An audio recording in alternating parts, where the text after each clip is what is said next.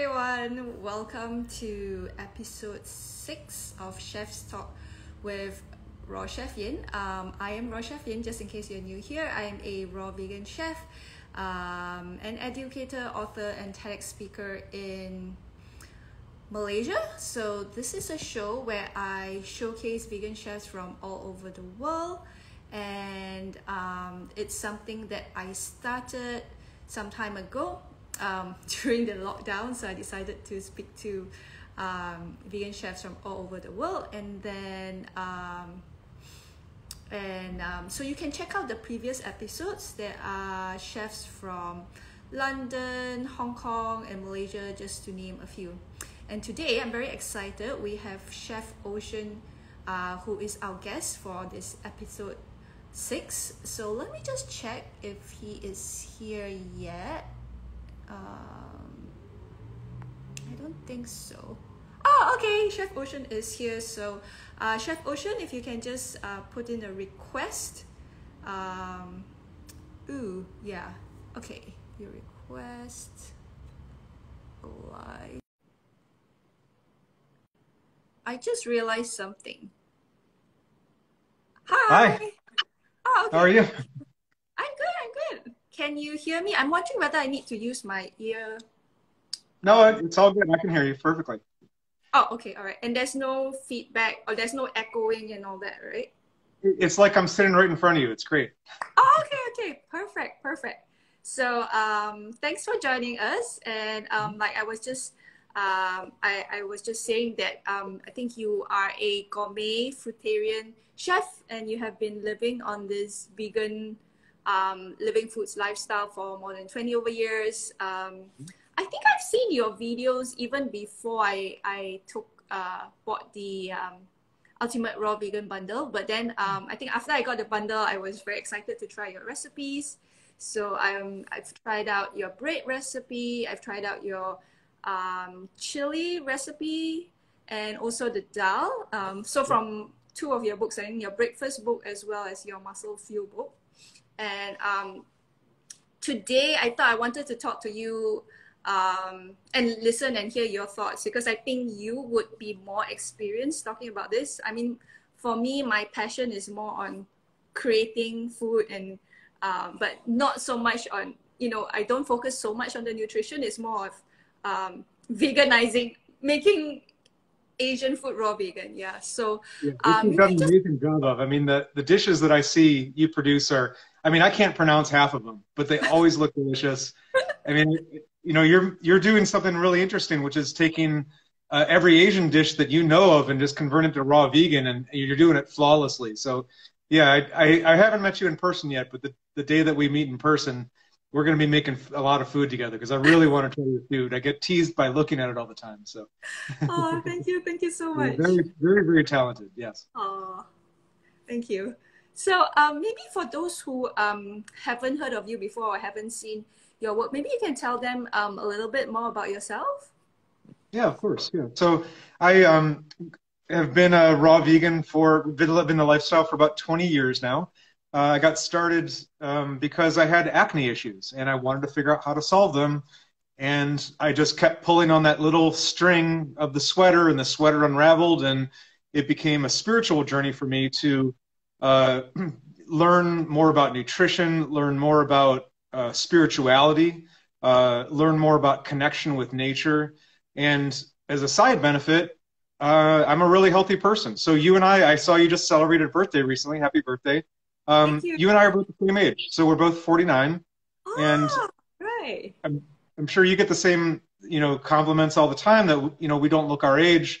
And that's really one of the side benefits of this diet. So I've been making food for myself for about, 19 of those years. The first year or so, I wasn't sure what to eat. So I ate a lot of carrots and salads and things. But, I'm on the same mission that you are, is that people really respond to delicious food. It's a way to open up people to eating properly, which is, don't damage your food, eat from plant-based sources.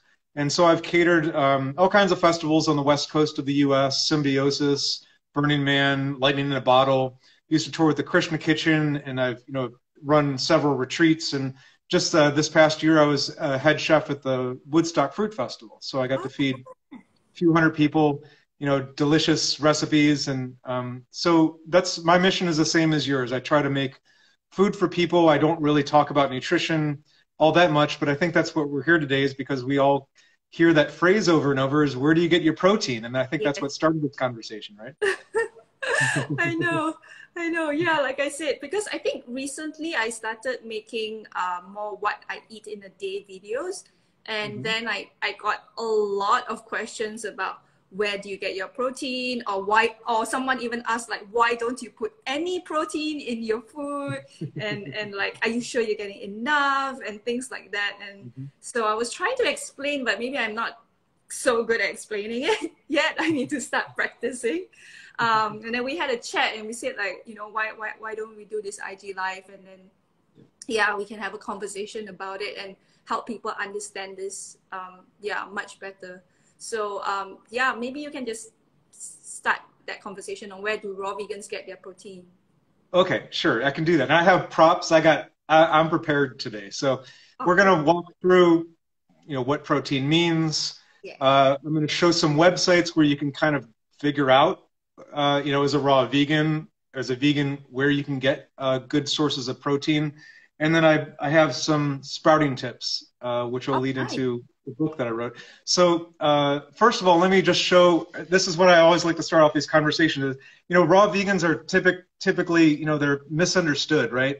Is people, when you think of a raw vegan, you think of maybe someone skinny who's living off grid and has dreadlocks and climbs coconut trees. I mean, I do all that, right? I have long hair and everything, but I also work a normal job. I live in Oregon right now, and you know, I eat out of the regular grocery store that everyone else does. I go to farmers markets, so I'm living more of a mainstream lifestyle as a raw vegan. So I do work out several times a week. I just taught a hop keto class, martial art, and you know, I do go rock climbing, I go skiing, so I'm very active. And the answer to where do you get your protein is I always show people, hey, look, I don't think I'm deficient in protein. I'm very muscular. I'm very active. So the short answer is I don't worry about it at all. But if people want to know, hey, you know, I've been told that I need a lot of protein, you know, especially as a bodybuilder or especially as someone who wants to build muscle, and they get worried about it, right? Because our society really advocates being muscular and fit. Right, and which is great, right? But some people go about this in a different way, and one of the ways that we've been ingrained to understand protein is animal sources, and so we euphemize the word meat or dead animals, right?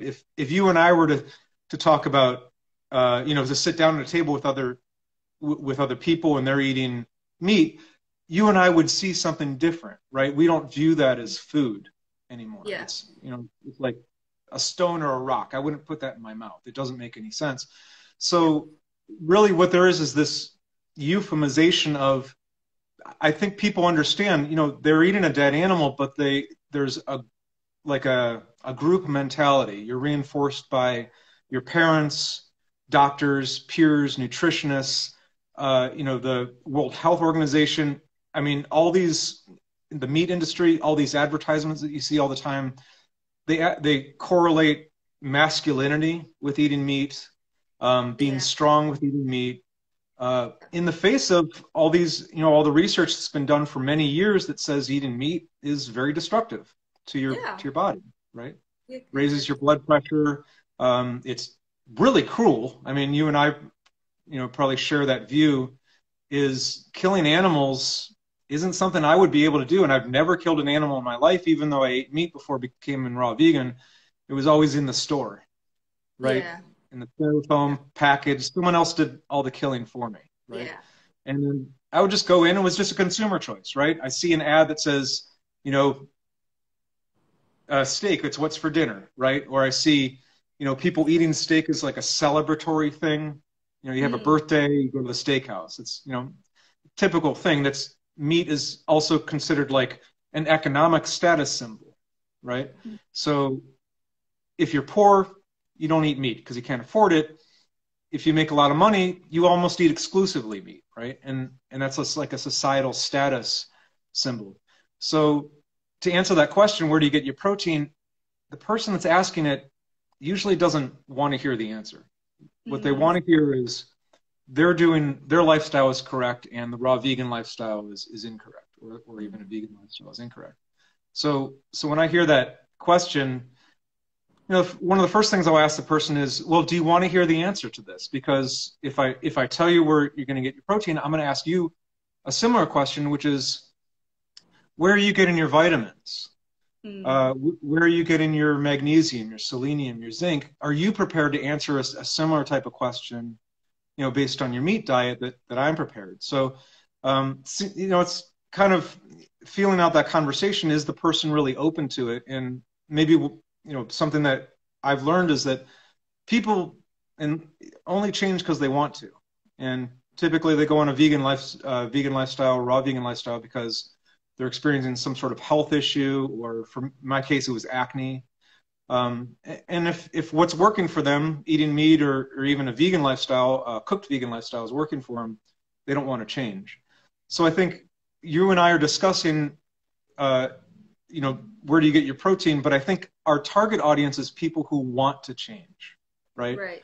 And they actually are concerned about it. They're afraid to let go of the side of the swimming pool, right? Which is to say, I've been told by everyone in my life that I need meat to get protein, or I need to eat a lot of soy, right? Yeah. Or a lot of nuts to get protein. So I made a little diagram here. Oh, nice.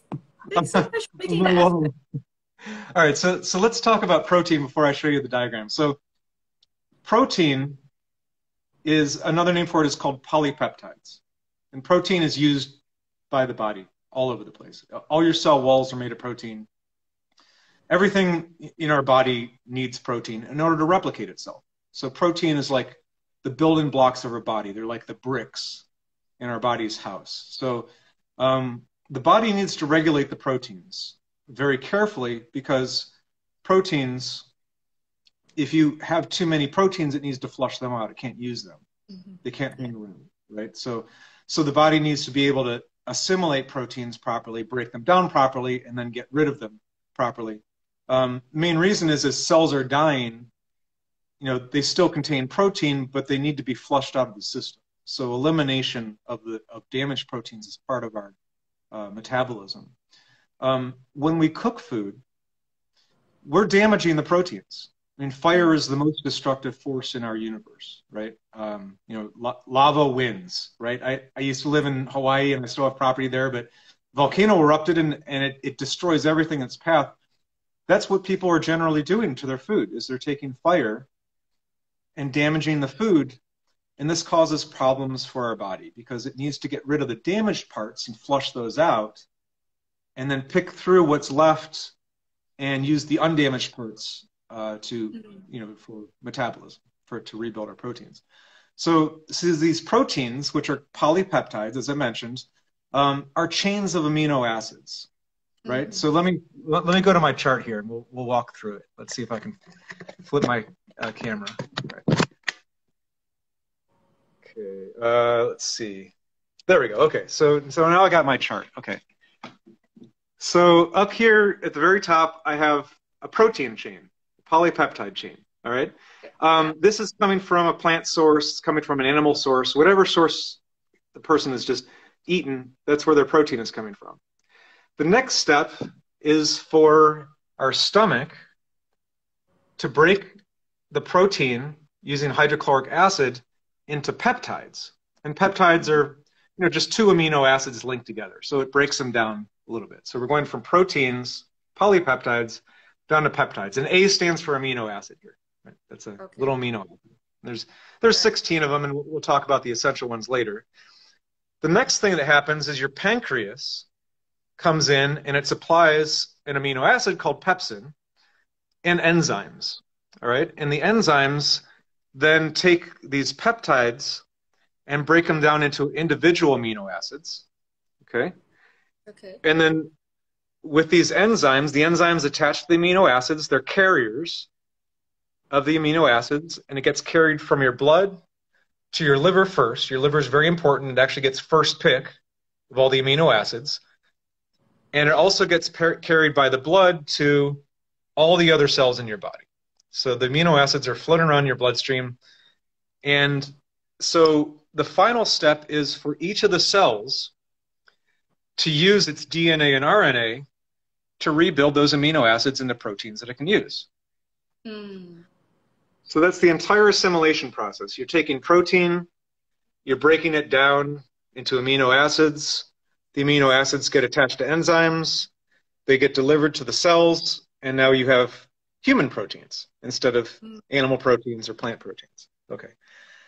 So what the difference is between doing this from a plant-based diet versus an animal-based diet is animals don't have a lot of amino acids floating around. They have the same system that we do. Their amino acids are present mostly in their blood, in their liver, for instance. So unless we're eating that meat immediately, which is what all other animals do, we're not getting those amino acids out of the meat sources. We're getting pre-built proteins, right? Because we're eating, you know, the meat eater is eating the muscle, or they might be eating organ meats.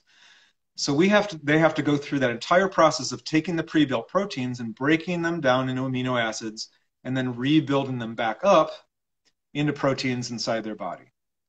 So what you and I have figured out, and the reason we don't need to worry about protein, is we eat amino acids all the time because the plant sources that we're eating are alive. That means that we're grabbing the amino acids as they're going through the plants. Plants have bloodstreams just like humans do, or any other animals. Like in a tree, it's present as sap. You know, if you've picked fresh lettuce, there's some milk coming out of the lettuce. Yep. So what these plants are doing is they're transporting the amino acids to their leaves, right? All the time. So that the amino acids are in transit. If we grab those foods right out of the ground or right off the tree, we're eating the amino acids directly, and we do half that work. We don't have to break down the proteins. We're getting this rich source of amino acids, which then our pancreas doesn't need to supply any enzymes to break those down. We need less stomach acid to break those down.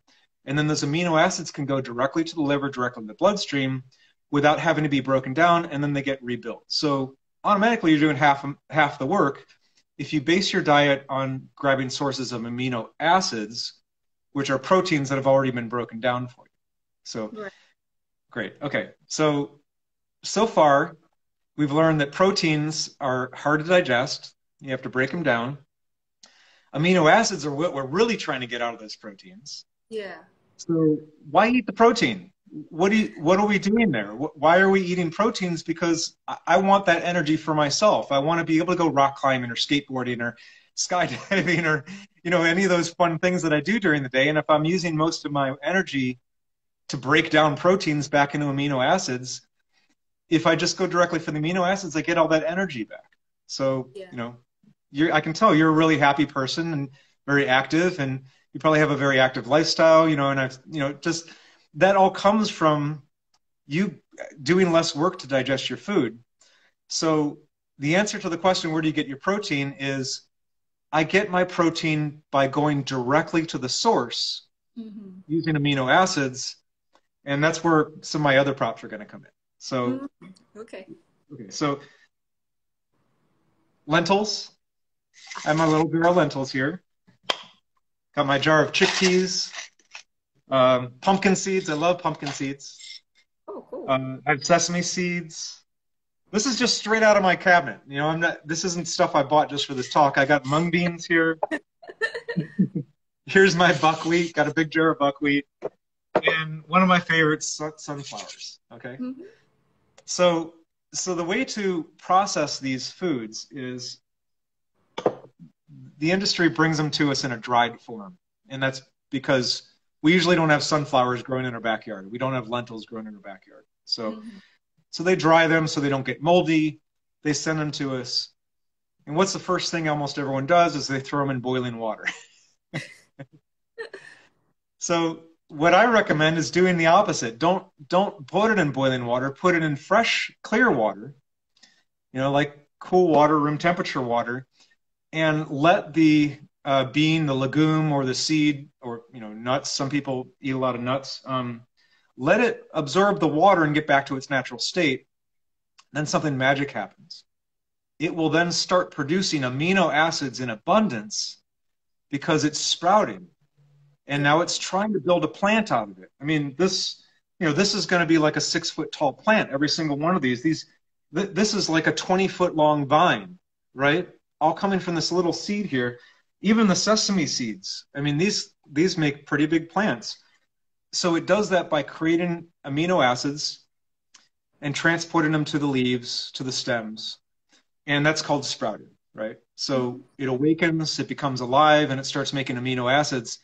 Well, we do something really mean to these plants, is we go in and we take their amino acids and we eat them, right?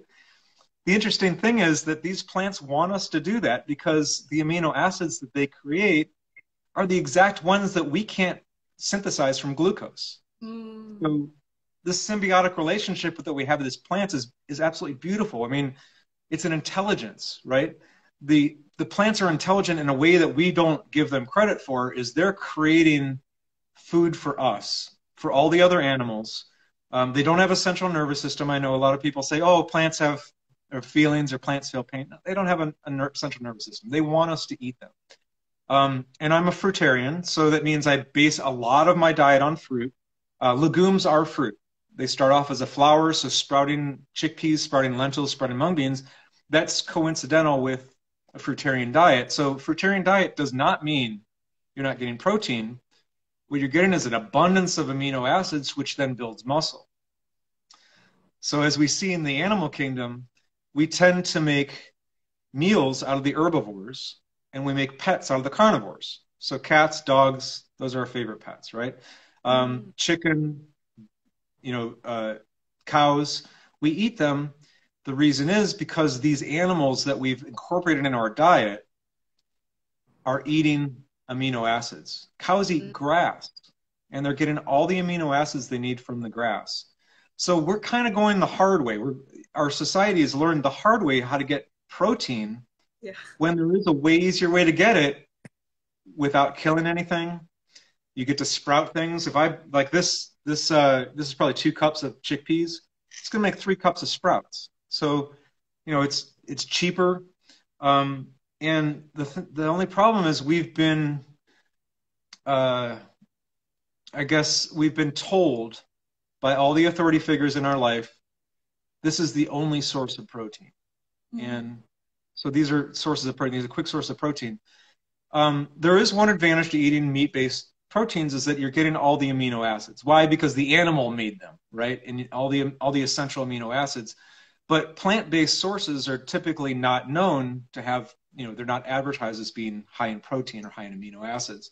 So there's actually 3 that I can think of right now, 3 sprouts that I think of actually do have all 9 essential amino acids in them. That's quinoa, chia, and buckwheat. So they're complete. They have everything. If you could eat, and I'm going to walk through a website with you right now about how everyone who's watching can do this for themselves. You can calculate your amino acid needs, right? Your protein needs are different from your amino acid needs. If you were to eat protein, a lot of the protein is actually wasted, lost. Your hydrochloric acid in your stomach, your pancreas, they may not be strong enough, and the protein that you're eating passes through the body, and you're not going to be getting 100% of the amino acids from it. If you're eating amino acids, you don't need the stomach acid to break it down. You don't need the pancreatic enzymes because the food already has the enzymes in it. So, so your needs of the amino acids are going to be much smaller. And the World Health Organization publishes a website that tells you what your amino acid needs are. And so this is where the animals are getting their amino acids from. This is how they build muscle, and this is how we can build muscle much more easily. So let me take a pause here. I know that was a long speech, a long talk. So how am I doing, Chef Ian? Is there anything that you?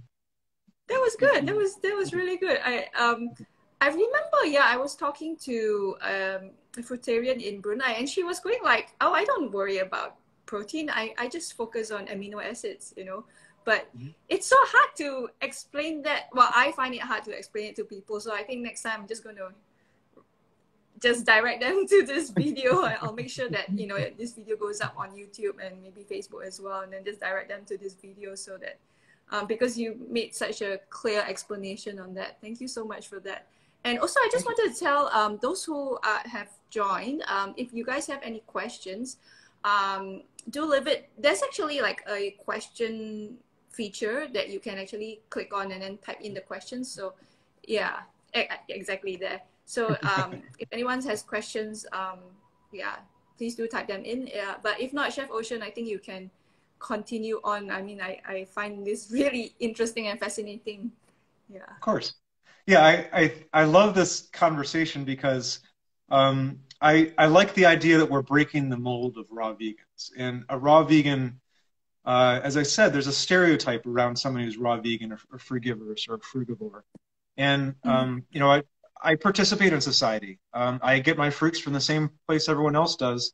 I take trips to Hawaii and I take trips, you know, to Mexico and Costa Rica to, you know, just fun tropical trips to go get, like, you know, I follow the fruit around, right? To go get the sources. But I love what your friend says, that I don't worry about it. And that was something that concerned me at first. You know, when I was younger, I used to lift really heavy weights all the time, was in the gym, you know, 4 times a week with my friends.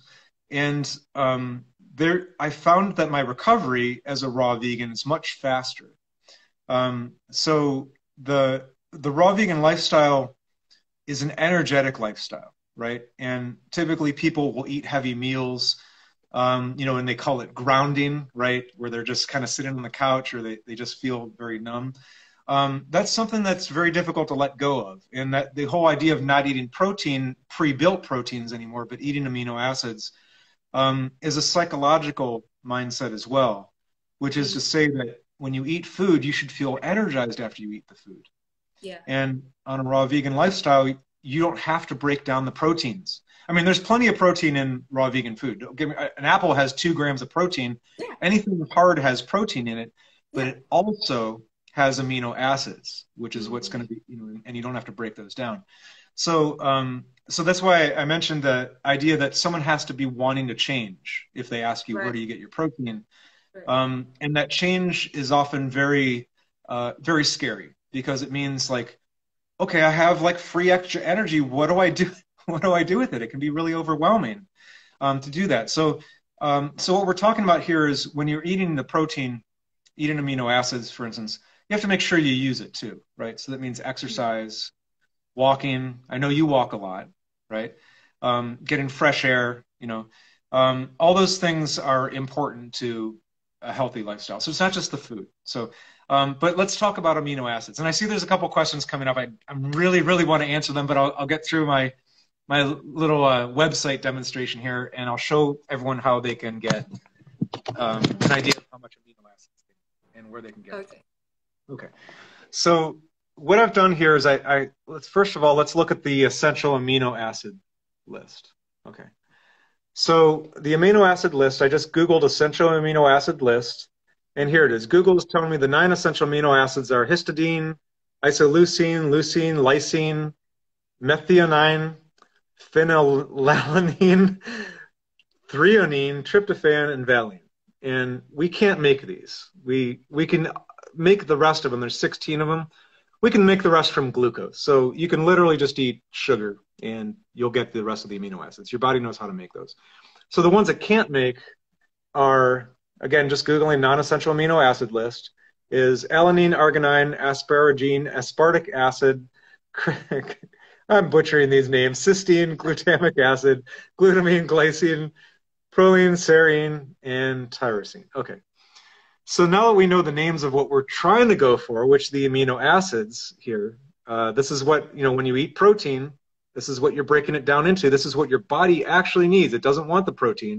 It wants the amino acids because proteins aren't translatable. Animal and plant proteins aren't human proteins. We need to make them ourselves. So every single cell has a DNA and an RNA strand. When that cell receives the amino acids, it starts assembling the amino acids into proteins that that cell uses. So even the proteins throughout our whole body are all different. right? They're geared toward the purpose. So again, I just Googled essential amino acids here, and this is the Wikipedia one. And the interesting thing about this is now we can see what the World Health Organization and the U.S. Recommendations are of each of these essential amino acids here.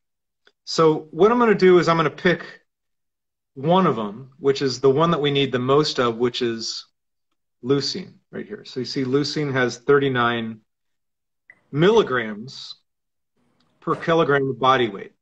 Okay. So the U.S. recommends 38. Okay. Or I'm sorry, of 42.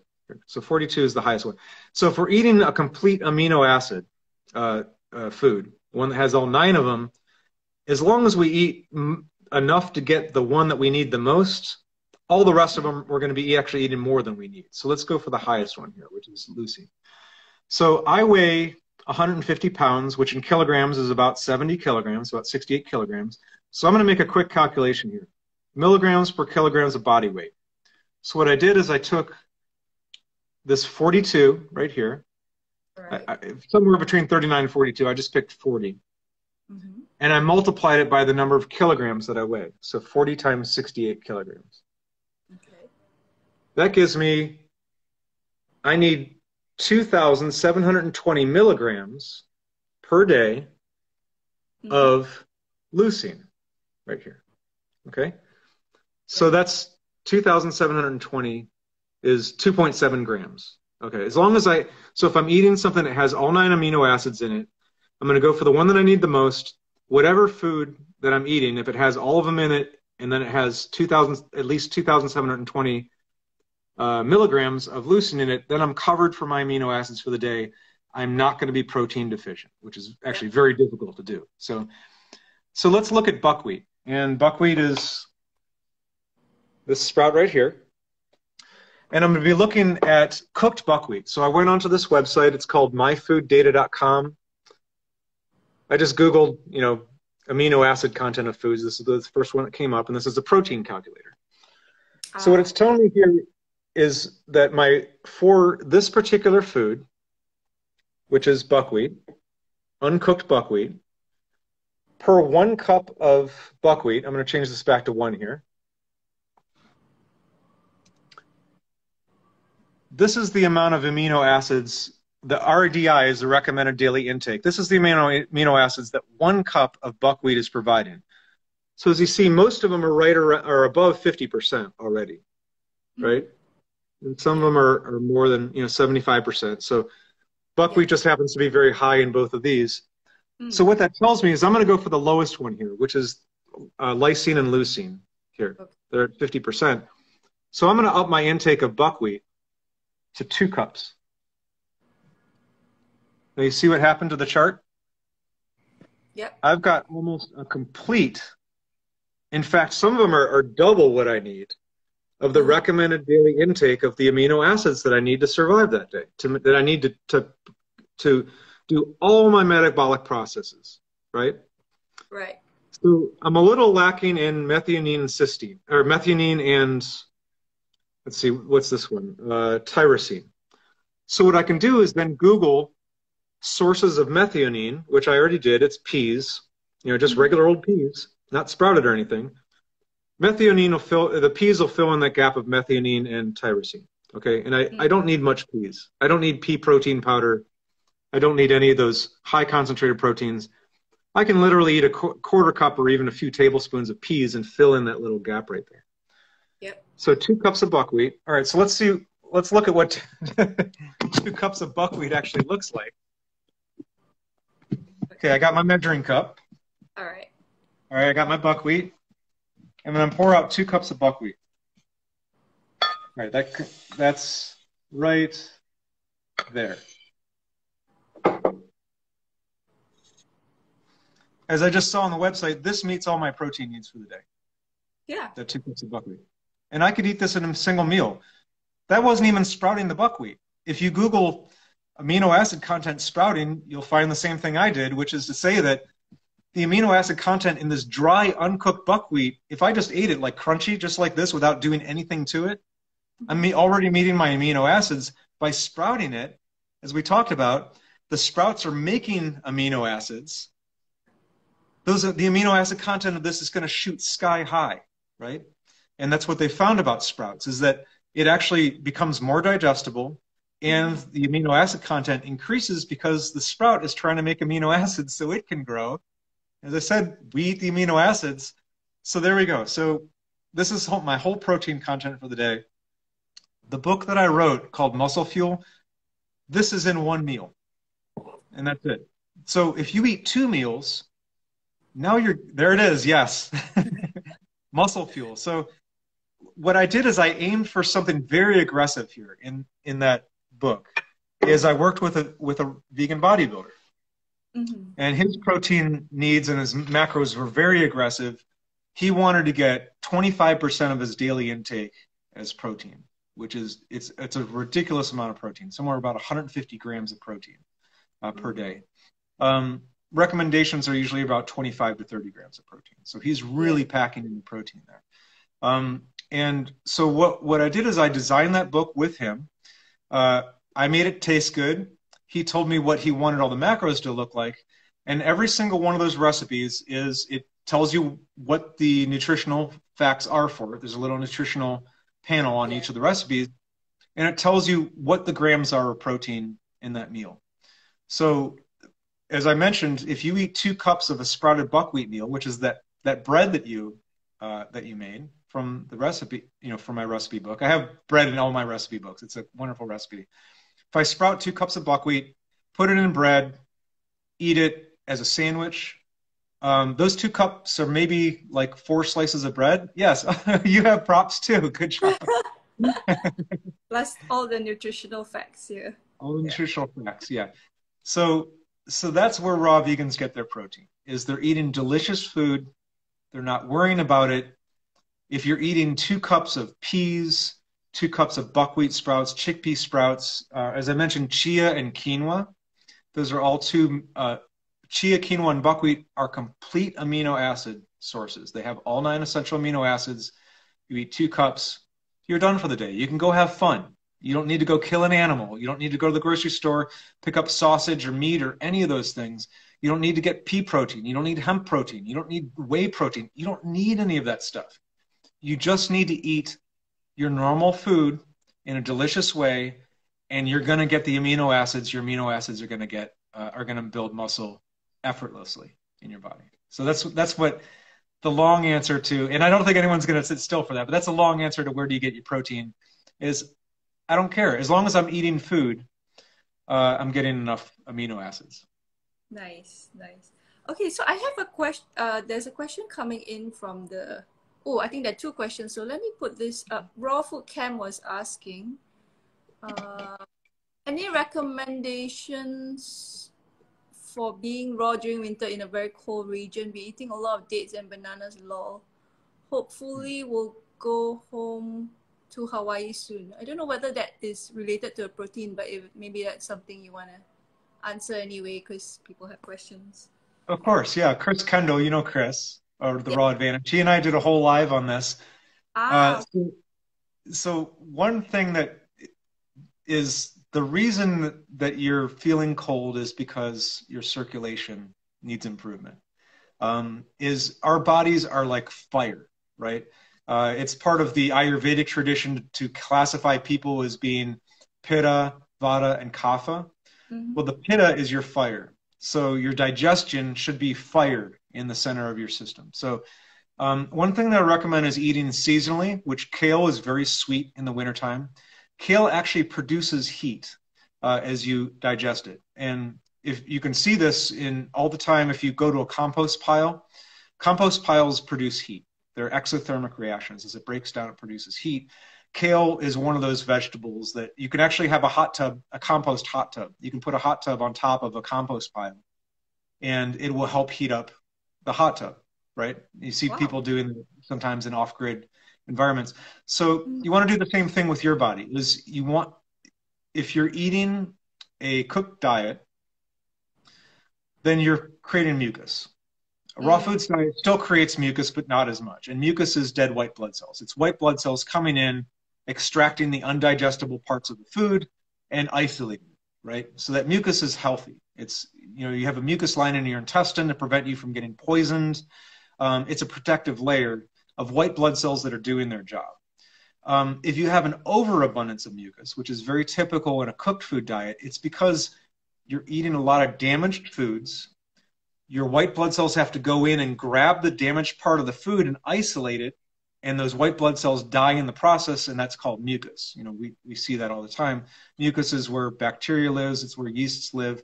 We want to keep our mucus flowing all the time. So if your capillaries and your blood vessels have mucus in them, and when you have mucus anywhere, you have mucus everywhere, right? If your nose is stuffed up, everything in your body is stuffed up, not just your nose. That's going to decrease your circulation. So eating raw in the wintertime is a matter of making sure that you're eating cleansing foods, right? So that your body is able to get the blood to the areas that needs it. And you see people, you know, sometimes like on a raw vegan diet, they get really excited and they go immediately to the tropics and they're eating lots of fruit. That's also another thing I recommend is we've adapted as humans to live in areas that we're not really supposed to live in. So the easy answer is continue eating your cleansing foods. You want to get your capillaries and your blood vessels clean so that your circulation works a lot better. This you see people sometimes, you know, like the Saint Bernard, if you remember the Saint Bernard dog that goes and rescues people, he's got a little cask of rum or whiskey, right? How does that work? Is when you drink the alcohol opens up your capillaries and you feel warm. So a raw vegan diet is just another way to do that. It cleans out your capillaries and you feel warm all the time. But also I recommend that if you are, you know, experiencing difficulties staying warm in the wintertime, take hot baths, do vigorous exercise, go on walks, do things to build up that body, do your breathing exercises, right? Because being stagnant is also contributing to coldness. So I think that's I could talk about that forever, but I think that's the best answer I can come up with. Yeah, that's a great answer. Thank you so much. I actually have a question about sprouting quinoa, because I tried doing that and then I just found it very difficult to eat because the quinoa is still hard. So because I'm so used to eating cooked quinoa, so when you sprout it and then you know, it's just very different, right? Sprouted quinoa compared to cooked quinoa. Because cooked quinoa is nice and soft and fluffy, and the sprouted ones are really hard. So I don't know. I mean, like, do you have any suggestions on how to make it easier to eat, I suppose? Or is it's supposed to be like that, right? It's supposed to be hard. I don't know whether it's sprouted correctly or not. Yeah, sometimes, I mean, a lot of times you get really old quinoa, too. And not all of it sprouts properly. You know it's sprouted when there's like a little white tail. Yeah, the tail came out, so I know it was sprouted, but it just seemed like really hard. yeah. I mean, quinoa is you know, it's an essential. It has all 9 essential amino acids in it, and it's great to eat. I mean, I use it in let's see, tabbouleh. So I use lemon juice to kind of break it down, and that's one technique is to use lemon juice as an acid. To break down kind of the hardness of the quinoa, but your stomach acid can break it down a lot easier than your teeth can. So yeah, I noticed here there's a comment, it's like sand. So, yeah, you can just soak it overnight and eat it. I mean, there's other sources that you can use, but quinoa is yeah, the texture can be off-putting, especially if you get like some of it that's not sprouting all the time. But I add it with lemon juice, and I don't really eat a lot of it. I mostly sprout chia and buckwheat, and those are also a little easier to digest. But yeah, that's a good point. Is some foods, I mean, even though they may have great sources of amino acid, they are probably, if you want to get the full benefit from, for instance, eating quinoa or something, a lot of people steam it, right? And that's fully acceptable on a living foods diet, is that a lot of people, if they still want to eat quinoa, they still want to do a recipe of quinoa or something that needs to be steamed, like potatoes. I know there are many raw foodists that still love to eat potatoes. There's really no dogma with a raw foods diet. If you're primarily eating living foods diet and you're primarily eating raw foods, I personally don't eat any cooked foods. I just don't like them. And I think it's kind of silly, and I don't really want to boil water, and I just don't include that in my lifestyle. But that's not to say that that's the only way to approach food. So steamed quinoa, I mean, there are many raw vegan restaurants that still incorporate quinoa, those type of things, and you're still getting the amino acids from them. The downside is it's no longer a living food, and you're going to have to use your own enzymes to digest and pull the amino acids out. So maybe there's a better source to get those amino acids than quinoa. But yeah, I just needed to mention it because that was one of the ones that popped up on the World Health Organization website as having essential amino acids. Right. You know, so people don't think, hey, plants are deficient. No, there's many foods that have all 9 of them in it. Nice. Okay. All right. There's another question from Yasmin. How do you handle the transition? I feel my gut is craving hefty cooked food. The transition has been challenging as my gut bacteria changes. Let me just put that question up on the screen so you can see it as well.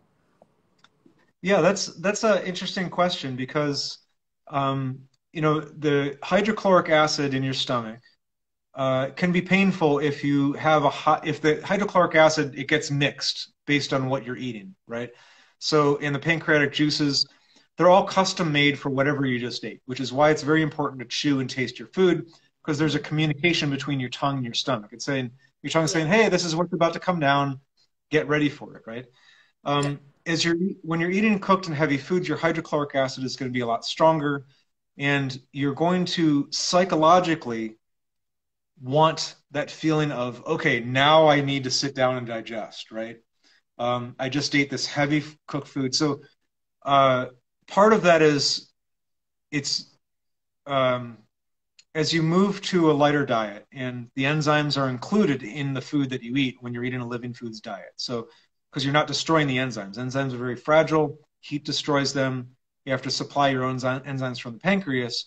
When you eating raw food, your pancreas doesn't adjust to it right away, right? It takes weeks, months, sometimes longer for some people, where your pancreas is still producing and your hydrochloric acid is still tuned to that heavier food, so it causes pain.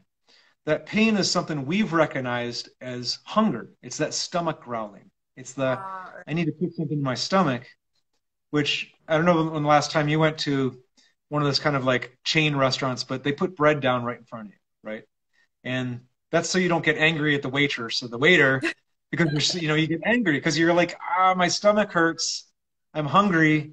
So they give you bread first thing, and you put the bread down. The bread soaks up some of that hydrochloric acid and the pancreatic juices and calms you down, and you can talk to the waitress a lot nicer. You know, you don't get angry. Yeah. So on a raw vegan diet, that's not actual hunger. That's called false hunger. So it's really your body's reaction to not wanting to get a stomach ulcer, because it needs something in the stomach to soak up that hydrochloric acid and the pancreatic juices, so you don't go crazy. So one thing that you need to get used to on a raw vegan diet is true hunger is a loss of energy, right? I feel less energy. I feel less motivated to do things. I feel less active.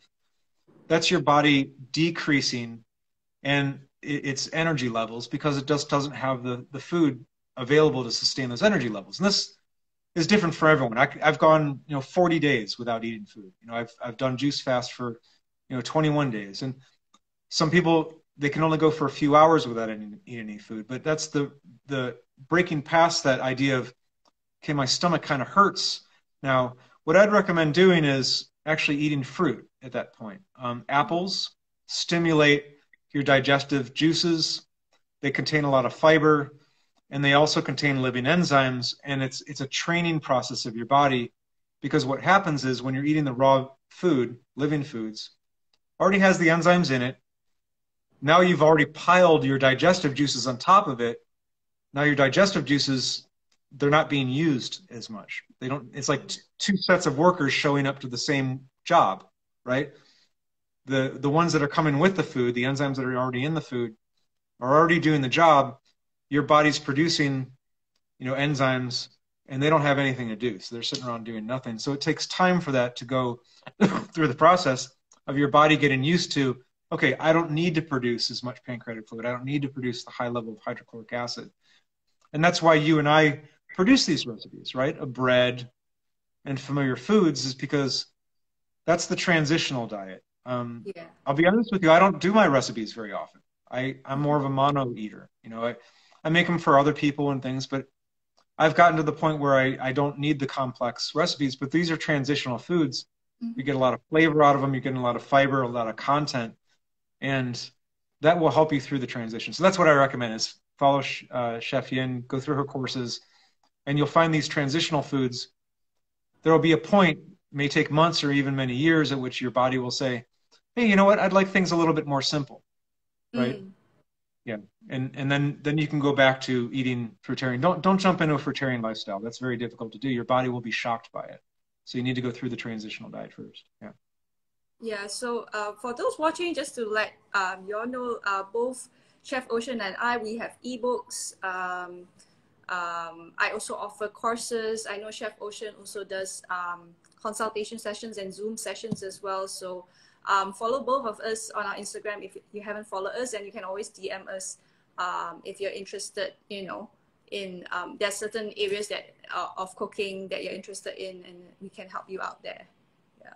Oh, I have a question, and I think I mentioned this to you because I get really bothered with, you know, like the vegan bloggers or the vegan influencers when they, you know, when they demonstrate how they make their food and they go like, oh, okay, we'll make, and this is usually for cooks. So they're like, oh, we'll saute our onions and our garlic, we'll put in the potatoes, we'll put in the cauliflower. And now we add our protein, and then they put the tofu or they put the tempeh. And I was like, why do they do that? And yeah, it's like, it makes people think like there's no protein anywhere else except for tempeh and seitan and tofu, you know. So Right. yeah, I'd like to hear your thoughts on that. Oh, of course. Yeah. I have an opinion on just about everything. So, so I've thought about this too. And the main thing I try to keep in mind is when you go into a raw vegan lifestyle, or a vegan lifestyle even, right? So we're talking about vegan bloggers, right? They're cooking their food and they're putting in seitan and tofu. Where they're coming from and where you're going to are different. For you, for me, for almost everyone in the world, we're all on a journey, right?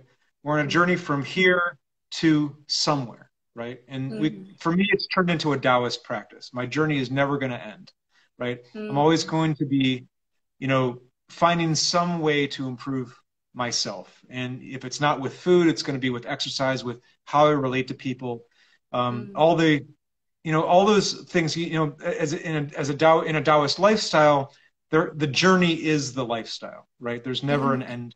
So we're all on our own journey, and progress, movement along your journey is the only important thing, right? Even if you make a little bit of progress every day. So where the only mistake you can make is stagnation. That's the only mistake you can make. And stagnation, you know, as we see in nature, it causes all kinds of, you know, like a stagnant pond has algae in it. Life dies when it becomes stagnant. When we become stagnant, we gain weight, we get bored, we're not engaged in life anymore. So stagnation is really what we're trying to strive against, right? Is stagnation, making progress.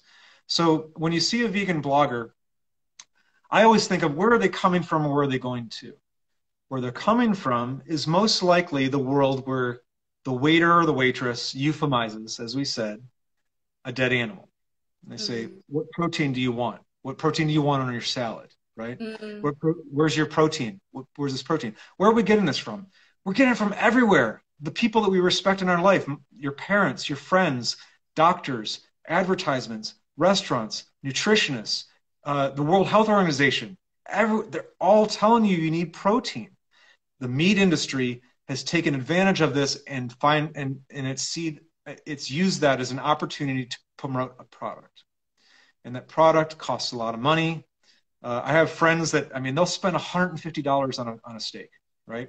And that, you know, the Kobe beef or whatever, it's always like, you know, it's a money-making industry, and these animals that we've enslaved and tortured and kill, and we encapsulate them in order to make money. If there was no money in it, we wouldn't do that, right? It's way too complex of a situation. If there was a lot of money in sprouts, that would be the popular thing, but there isn't. You can grow sprouts in your kitchen. I mean, all you need is this, right? This is my whole sprouting mechanism, right? I don't need a farm. I don't need corn. I don't need acres and acres. I don't need to control my animals. I don't need to give them antibiotics. I can just sprout in my kitchen, right? So that's where these vegan bloggers are coming from, is they're coming from the idea that they've been inundated with protein, inundated with, you need protein, this is what your protein looks like. So where they're coming from and where they're going to, where they're coming from is this inundation. Protein is the most important thing in your life. It makes you a man, makes you a strong woman. You know, when you go visit your grandma, she's like, hey, you know, I made this for you. You know, you need your protein. And where they're going to is to let go of that, right? So the transition is they're still speaking the language of a meat eater, but they're substituting plant-based sources, which is fantastic, right? It achieves the goal that there's no cow involved. Tempeh, soy, you can make tofu, you can make, I've made seitan, you know, when I was first became vegan. I was vegan for a few years before going raw vegan. You can make that in your kitchen. It's a fantastic step. Now, as you progress beyond that and you learn more about amino acids and protein needs, what you'll discover is that eating excess protein is very damaging. Yeah. And you see that a lot of times if you hang out with people who are doing a lot of protein powders. One thing I always notice if I go to the gym and I see people using whey powder, their skin doesn't look good, right? They have, it starts to deteriorate. The problem is the body's trying to eliminate that excess protein. It can't use it, so it needs to get rid of it. And the biggest elimination source is the skin. So the next step for this person that, you know, that's saying, hey, I'm adding the protein, soy, their audience is different. Their audience is most likely someone who's used to being a meat eater and they want to move to a plant-based diet. Then what will happen is over time, they'll go one of two ways. One is, my skin looked horrible on a vegan diet, right? And I didn't feel good on a vegan diet. They'll either go back to a meat eating diet, and in that case, then, you know, they're not eating a vegan diet anymore, and they may say, oh, I feel a lot better now, right? Or they may, and it's mostly because your body is now storing the toxins. It's not trying to eliminate them anymore, right? When you're inundated with toxins, meat is a very, very difficult food to digest. It's a known carcinogen.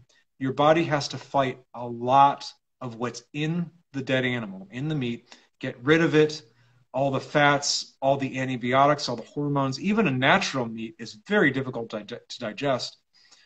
So your body gets inundated and it starts storing it.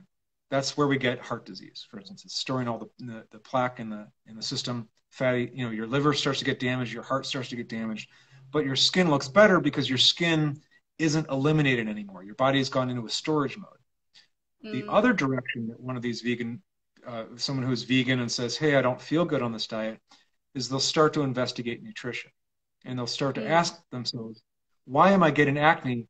That was me. That was me 20 years ago because I was on a vegan diet, but I still had acne. It was, you know, along my hairline. I had it on my back. I had it around my mouth, in my nose. I mean, this was a horrible area, you know. I had it, you know, just really very painful acne. So I learned that I was eating too much protein because tofu, tempeh, seitan, all that stuff was delivering way too much protein. I couldn't eat it, and it was very hard to digest protein. So I moved to easier to digest sources, which, if you missed it, that's these guys right here. These are way easier to digest, especially when they're in sproutable form and they're in live form because they help you digest them, and they have a lot of amino acids. So now that person is probably speaking more your language, which is to say, I'm not going to add protein to this. I'm viewing all food as having protein. As I mentioned, apples have 2 grams of protein in it. The harder something is, the more protein it has. As you go into the nuts, they're harder. They have more protein. The energy in nut builds a whole tree. They are significant sources of fat.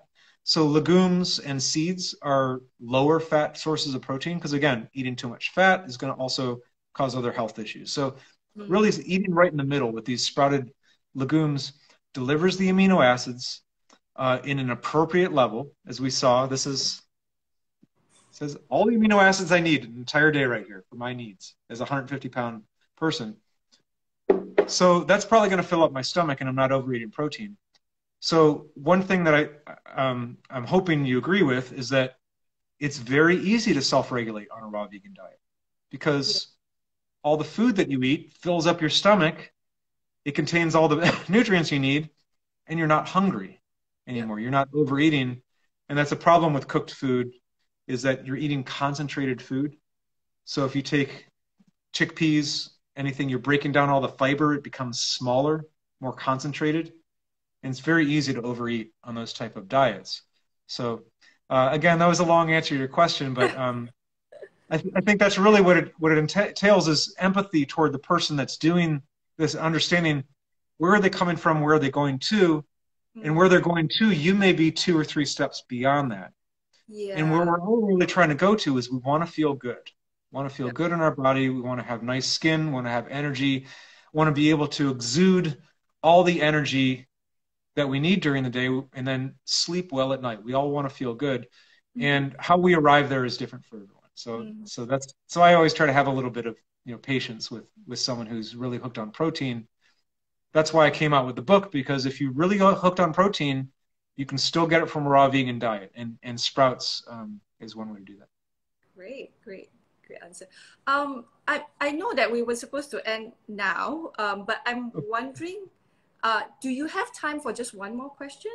Of course, I'll be here all night, but if you want to ask me one more question, I love talking about this. Yeah, just one more, because I thought this was interesting, and I've seen this question come up many times as well.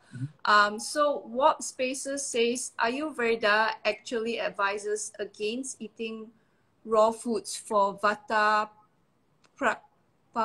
Prakriti, especially in the winters. Also, people struggling with IBS, what advice do you have for people with digestive distress? Also, ghee is very medicinal and beneficial for detox. So I'm just going to put up that question so you can see. So it sounds like there's three things going on here. Okay, so Ayurveda. So let's talk about Ayurveda. So same with traditional Chinese medicine. We can actually talk about them in the same context. We have a history over thousands and thousands of years of eating cooked foods. And so when you approach someone who practices Ayurveda or traditional Chinese medicine, it's a given that you're going to have a certain diet, right? And your diet is going to involve eating lots of cooked foods, right? So along with that diet means that your circulation is not going to be optimal, because you have mucus in your system. If you're eating cooked foods, you have an overabundance of mucus in your system. That's just the result of eating foods that have been damaged. So Ayurveda, or traditional Chinese medicine, is going to treat someone within that context of cooked food, right? Within that sphere of your eating cooked food. Once you move over to a raw vegan diet or a living foods diet, you're outside the sphere. You're not, the problems that you would have are disappearing, right? You don't have mucus in your system. You're able to digest a lot better. Your circulation is much better. So the idea of following an Ayurvedic diet or a traditional Chinese medicine, you can certainly understand the concepts behind them, right? Ayurveda is very big on eating colors. It treats the body in a kind of a simplistic way with Vata, Pitta, Kapha, the balancing of the doshas, for instance. But once you step out of that paradigm, things are going to work differently for you. So that's about, I mean, it's a whole nother journey about talking about how to balance the Ayurvedic, lifestyle with a raw vegan lifestyle. But just keep in mind that a lot of the problems that Ayurveda is addressing disappear just because your body's functioning more optimally. The second part of that was about ghee, right? Yeah. Okay. So ghee is a animal source. It's clarified butter. It's basically boiled butter, so it's a fat source of butter. For some people, it can be a spiritual, like part of their spirituality. I know the Hindu religion, ghee is considered very medicinal. Cows are on their way to becoming humans, so they're part of that religion. So in my opinion, here's what I would say is, if you can cut something out of your diet, and you do fine without it, you probably don't need it. And if that thing complicates your life, then you're better off without it, right? So in order to get ghee, you need a cow, you need a grass to feed the cow, you need to treat the cow really well, and now you need land to have the cow on, or you need to hire someone to do all that stuff, right? I used to eat at Indian restaurants all the time. I hadn't eaten ghee for many, many years, ever since I became vegan. I'm doing fine without it. And I guess that's probably the best answer I can say is if it's complicated and you don't need it, just eliminate it. If it's working for you and you don't see any issues with it, then it's not time for you to cut that out yet. And that might be part of your journey at a future time. There is a real quick question here about my girlfriend. Yeah. My girlfriend's also raw vegan. She's coming to visit me in a couple weeks, so she's coming over again. And was there a third part of that question? I think we had Ayurveda, ghee, and what was the third part? Hold on. What advice do you have for people struggling? Oh, also people struggling with IBS. What advice do you have for people with digestive distress? Yes, excellent, excellent. So the digestive distress with IBS, I have not experienced IBS. I have a digestion. I could eat nails and I could digest it. It's just how I am. I mean, I haven't tried doing that, but you know, there's people who set Guinness World Records for eating bikes and things like that. I could probably do that if I wanted to. So I've never had irritable bowel syndrome, but it has to do with inflammation, and that's my understanding. I do recommend. There are a friend of mine, which I'm sure you've seen her before. I think her account is Live More Raw. I think Mitra. I met her at the Woodstock Fruit Festival. She's her mom's first generation from Finland, and she used to be a model. I mean, she's still absolutely beautiful, but she has refined her diet specifically to combat IBS. And there are many people on Instagram who've had specifically instances of IBS. I can tell you what I saw her eating. I was at the Woodstock Fruit Festival, head chef, making sauces, making gourmet raw foods for everybody, making fruitarian foods. She didn't eat any of it. What she ate was fruit, mono-mealed some of the fruit. She ate a huge meal of fruit. Then she ate a huge salad with just lemon juice on it. And that was it. And that's how she's combated her IBS. So I'd recommend looking into simplifying your diet. Yeah. Getting to know the vegetables that you're eating. Tomatoes taste fantastic. Celery tastes fantastic. Lettuce tastes fantastic all on its own. Eat a lot though. Don't think of a salad as like a tiny little thing, right? Like, yeah. Now it's got to be a big thing. But I'm not an expert on IBS, and I wouldn't be able to speak more about that. But I have seen that people who suffer from IBS, once they simplify their diet, concentrate on anti-inflammatory foods, ginger, turmeric, things that reduce inflammation. Raw food is an anti-inflammatory in and of itself. That seems to alleviate the symptoms. Yeah. So how did I do, Chef Yin? Great. Okay. I think that was I'm glad that you also tied it in with TCM because where I live, right, and I'm of Chinese descent as well, so I get a lot of students saying like, TCM tells you not to eat raw foods because it's cold and dampening and things like that. So I really like how you were approaching it from it because it's more based on the cooked food diet. So that's the explanation. I think that makes a lot of sense. Yeah. Yeah, you and I are breaking a lot of paradigms. Yeah. I will wrap it up right now only because I need to go and have my lunch and I'm also expecting some food deliveries to come in after this. So I need to get off the phone to collect my food deliveries. But this has been so great. And thank you so much for your time. Thank you so much for preparing for this and, bringing in your props and showing us the websites and also making the whole chart and all that. I think this is really, really useful. Maybe, when you have time again, we can have further conversations because I think there were some other questions that we didn't manage to answer. But but I think, are you open to people just DMing you and asking you more questions?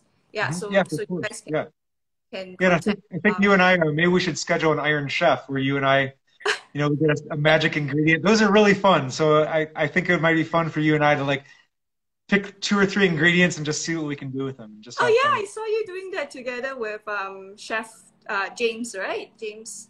Yeah. On Chef show, I saw you doing your Iron Chef thing as well. Yeah, and I really want to make your donuts.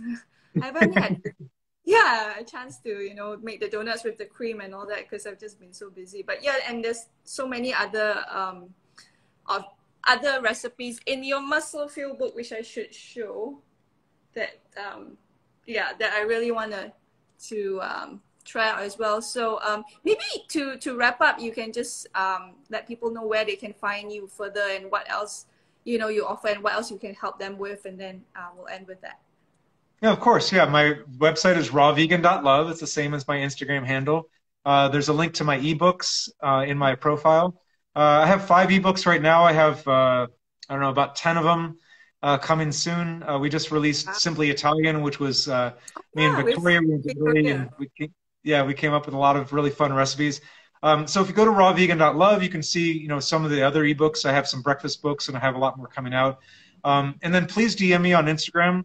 If you need help with transitioning to a raw vegan diet, you have questions, or you just want lessons about how to make delicious food, you know, I do Zoom calls, and yeah, I really like this platform because I'm able to reach a lot of people, and you know, I do everything on a sliding scale, so I try to make it affordable for everyone too.